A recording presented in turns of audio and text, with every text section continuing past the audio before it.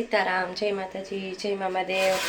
આજે વિચાર આવ્યો હવે એમ મતલબ કે છોકરાઓને રોજે રોજ સ્કૂલમાં હું દેવું હું ન દેવું, તો આજે છે ને મને એક વિચાર આવ્યો, સરસ મજાની રેસીપી હું બનાવું, એ તમારે બધા હારે શેર કરું છું।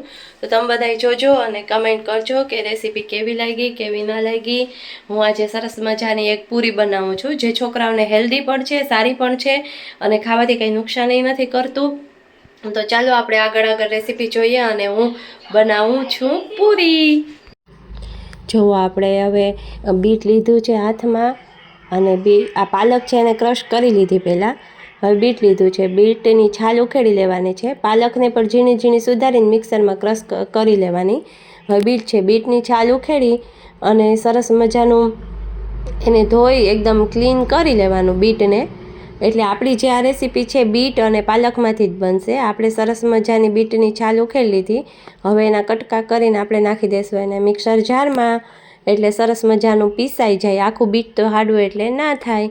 પાલક આપણી રેડી છે, હવે આપણે કરી દીધું મિક્સર ચાલુ અને કરી દીધું છે બીટને ક્રશ કરવા માટે ચાલુ કરી દીધું।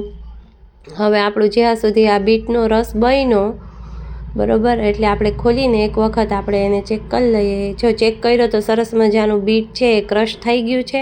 આમાં પાણી નહીં નાખવાનું, પાલકમાં થોડુંક પાણી નાખવું પડે, બીટમાં પાણી નહીં નાખવાનું। પાણી નહીં નાખો તો પણ સરસ આવું ક્રશ થઈ જશે બીટનું।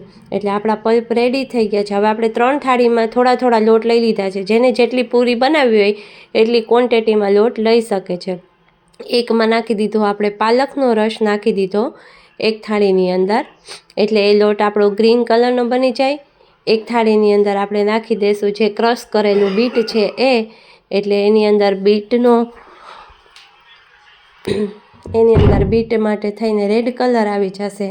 હવે ત્રીજો કલર આપણે યલો બનાવવાનો છે, તો એના માટે લઈ લીધી આપણે હળદર, જે એન્ટીબાયોટિક સરસ મજાની દવામાંય કામ આવે અને હળદર તો અત્યારે શિયાળામાં ખૂબ જ સારી ખાવાથી। આવી રીતના આપણે આ 3 થાળી તૈયાર કરી લીધી।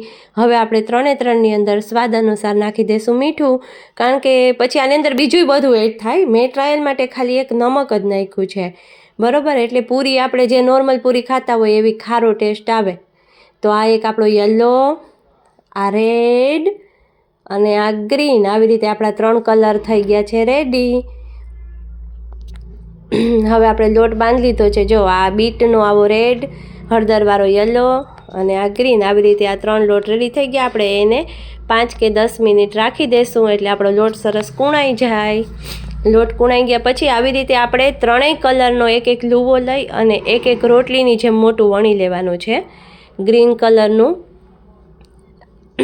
લીલું, પીળું અને લાલ, આ 3 રોટલીની જેમ એક કલર આવી રીતે વણી અને જુદા જુદા રાખવાના છે। પછી આપણે શું કરવાનું છે કે 3 કલર આવી રીતે જુદા જુદા જો એક સરખા માપના વણી લેવાના છે। પછી એને આવી રીતે 3ને ભેગા કરવાના છે। ભેગા કર્યા પછી આ 3 લેયર થઈ ગયા। થોડુંક એની અંદર જરૂર પડે તો વણું મારી દેવાનું, એટલે આ 3 સરસ મજાના એકસાથે ચોંટી જાય લેયર છે એ બધા બરાબર। હવે શું કરવાનું તો કે હવે આપણે એને ફોલ્ડ કરવાના, એનો આવો ગોળ ગોળ રોલ બનાવવાનો। જે 3 આપણે રોટલી બનાવી એનો રોલ બનાવી લે। રોલ બનાવ્યા પછી કંઈક સરસ મજાનું આવું તૈયાર થાય। જો એના લુવા કરીએ તો કેવું સરસ આમ 3 કલરના લુવા આપણા રેડી થાય છે બરાબર।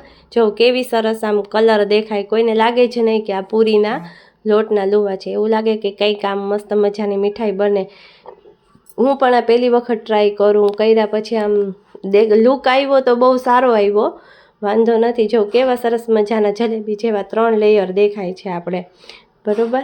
લુવા જો બની ગયા છે। આ જ રીતે બધા લુવા આપણે આવી રીતે કરી અને કારણ કે ગણીને કરવા પડે, આગળ પાછળ થાય તો ના ચાલે। જો સરસ મજાના આપણા પછી આવી રીતે લુવાને દબાવી લેવાનું છે, એટલે આપણું ગોળ ગોયણું થઈ ગયું, જે આપણે ગોળ કરતા હોય એ રીતનું ગોળ ગોયણું રેડી થઈ ગયું છે બરાબર।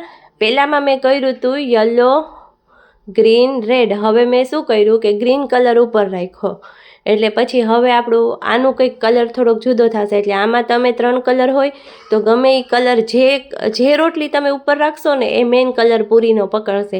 પહેલાંમાં મેં પીળો કલર રાખ્યો તો પીળો લુક આવે, આમાં મેં ગ્રીન કલર રાખ્યો છે તો ગ્રીન લુક આવે, ઓમાં મેં રેડ કલર રાખ્યો તો રેડ લુક આવે બરાબર। એટલે આવી રીતે તમે આગળ પાછળ પણ એકાબીજા કલર કરી અને લુવા કરી શકો છો. એટલે પૂરી સરસ મજાની રેમ્બો જેવી થશે જુદા જુદા કલરની. તો આ રીતે મારા લુવા તૈયાર થઈ ગયા. મેં અલગ અલગ 3 કલરના કર્યા છે, રેડ, ગ્રીન ને યલો. તમે આમાં જે તમને સારો લાગે એ કલર કરી શકો. અને છેલ્લે 2 લુવા વધતા હતા ને તો મેં 2 કલર કરી નાખ્યા, કારણ કે ત્રીજું ઘટતું હતું નહીં. એટલે પછી જુઓ આ બનતા પૂરીનો લુક કેવો સરસ આવે. છોકરાઓ જોઈને જાણે આકર્ષાય. આમ પૂરી ના ખાતા હોય, બીટ ના ખાતા હોય, પાલક ના ખાતા હોય, પણ આ જોઈ અને એ લોકો સરસ મજાનું ખાવા માટે ઉત્સુક થાય. તો તરાઈ ગઈ, જો આપણી પૂરી તરાવા માંડી છે. તરાવ્યા પછી પણ આનો લુક સરસ આવે છે. છોકરાઓને લંચ બોક્સમાં આપીએ તો એને કંઈક નવી નહીં લાગે, અને બીટ ને પાલક ને એવું એની અંદર જાય તો એ બધું સારું અને હેલ્ધી. તો આ નાસ્તો તમે બધા ચોક્કસ ટ્રાય કરજો. મારી પૂરી તો બહુ સરસ બની ગઈ છે.